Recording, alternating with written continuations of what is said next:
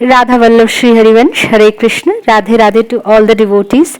तो राधाष्टमी व्रत की शुरुआत होती है हमारे संकल्प और भोग बनाने की प्रक्रिया से, और बिल्कुल जन्माष्टमी की तरह ताल निचोड़ते हुए आज भी मुझे चोट लग गई है। आज नाखून उधड़ गया है और उसके साथ साथ बहुत खून निकल रहा था। अभी थोड़ी देर बाद जब मैं रिकॉर्ड कर रही थी तो खून निकलना तो बंद हो गया था, लेकिन दर्द बहुत ज़्यादा हो रहा था।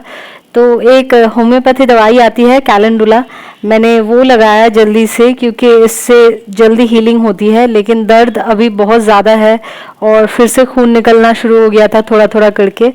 तो थोड़ी देर ब्रेक लेने के बाद भोग की प्रक्रिया शुरू करने लगी। तो ताल निचोड़ना ऑलमोस्ट ख़त्म कर लिया था मैंने।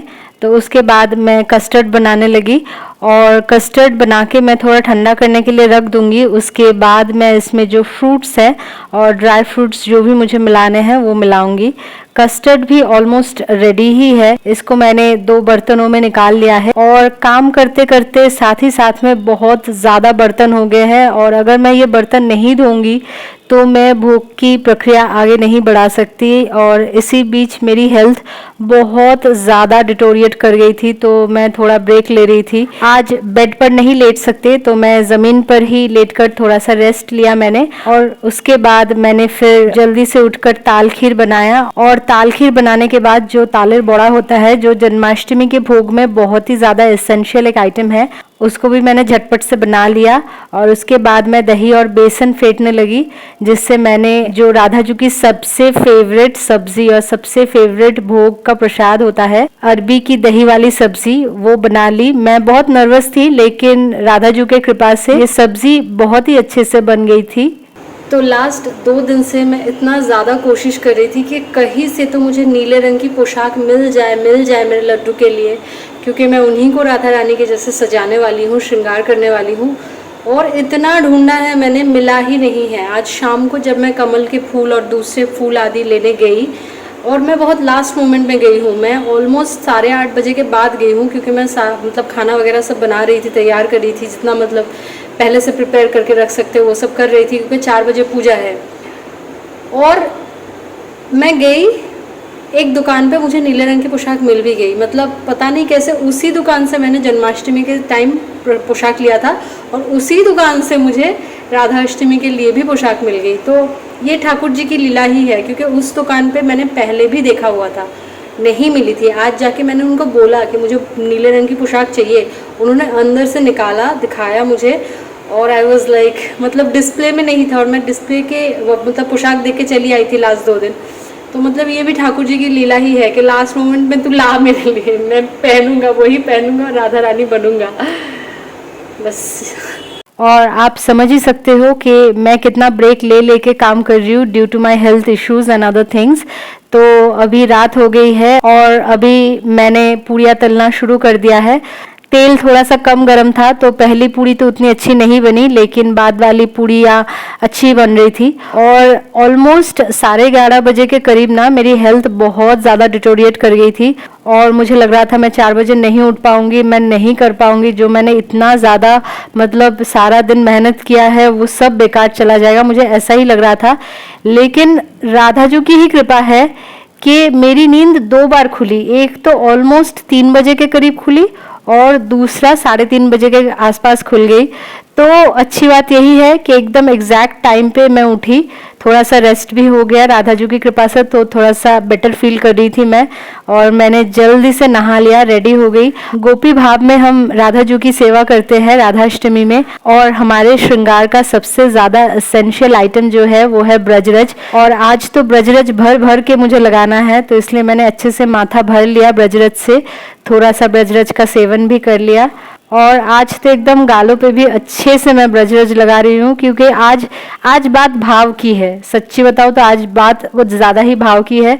और आप देख ही सकते हो, थोड़ा सा रेस्ट लेके मेरे मुंह पे इतना ज़्यादा ग्लो है इतना मेरा हेल्थ खराब है और नींद नहीं आई है, सारा दिन मैंने मेहनत किया, लेकिन मेरे चेहरे पे एक अलग ही ग्लो है। तो ये राधा रानी जी की कृपा ही है। और अभी मैंने पंचामृत तैयार कर लिया है। इस बार मैंने क्या किया था ना, घी थोड़ा सा पहले ही गला लिया था। अदरवाइज क्या होता है ना, घी जम जाता है और जो पंचामृत की कंसिस्टेंसी है वो खराब हो जाती है।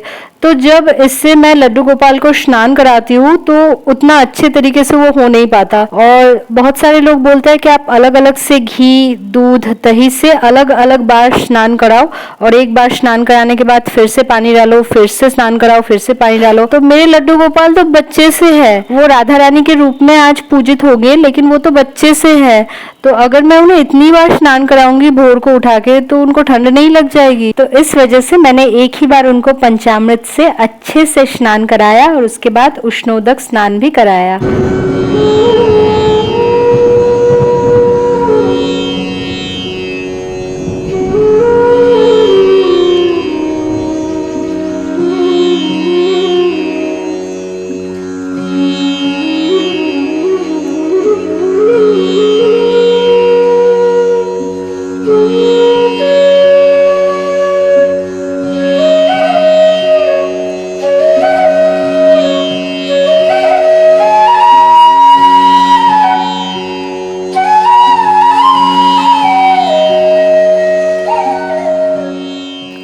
और हाँ, यही है वो नीला पोशाक जो मुझे लास्ट मोमेंट में मिला। ये राधा जी की कृपा ना होती तो मुझे मिलता ही नहीं, क्योंकि मैंने इतना ढूंढा था एक नीले पोशाक के लिए। सारे जगहों पे मुझे जो भी पोशाक मिल रही थी नीला बॉर्डर था, लेकिन पूरी नीली पोशाक कोई नहीं मिल रही थी। और इस पोशाक को पहनाने के बाद लड्डू इतने सुंदर लग रहे थे कि मैं उन्हें राधा रानी जैसा श्रृंगार कराऊं तो क्या, मैं पहले ही उनको इतना प्यार कर रही थी। इतने प्यारे लग रहे थे वो, इतने प्यारे लग रहे थे। फिर मेरे पास वृंदावन से लाया हुआ गोपी चंदन था जिससे मैंने उनका श्रृंगार किया। और मैं बोलती हूँ ना, जब आप भक्ति भाव में होते हो आपको हर चीज में ठाकुर जी की, राधा जी की लीला दिखती है।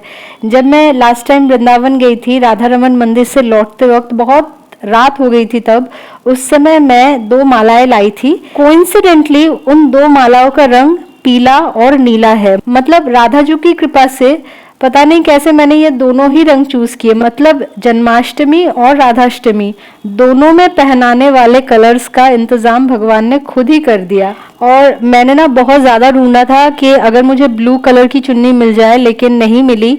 और इसकी वजह से मैं ये छोटी सी जो लाल रंग की चुन्नी है वही लेके आई हूँ और इसी से मैंने लड्डू को राधा रानी के रूप में सजाया है। इसके बाद मैंने पहले तो गुरुदेव के चरणों में फूल अर्पण किया, क्योंकि गुरुदेव ने ही तो हमें श्री जी से मिलवाया है। उसके बाद मैंने राधा रानी स्वरूप लड्डू गोपाल का फूलों से अभिषेक किया।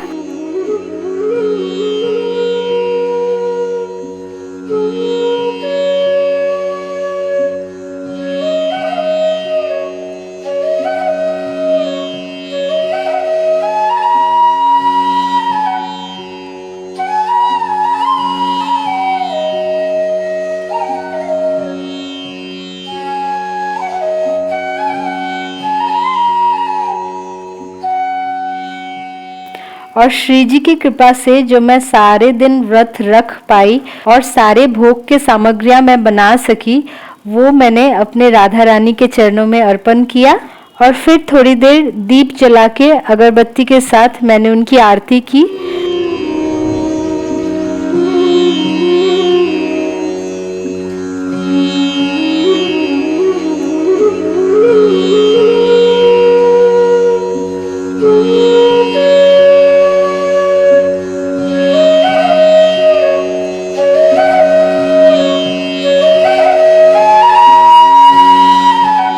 और फिर थोड़ी देर श्री जी और लालजू का नाम जाप करने के बाद फाइनली मैंने पंचामृत का सेवन करके राधाष्टमी का व्रत संपन्न किया। तो जैसा मैंने शुरुआत में ही बोला कि इस दिन मैंने कोई संकल्प नहीं किया था कि इतना नाम जाप मुझे करना ही है, लेकिन सारे दिन थोड़ा थोड़ा करके राधा जी की कृपा से इतने नाम जाप मेरे हो ही गए थे। राधा वल्लभ श्री हरिवंश। हरे कृष्ण। राधे राधे।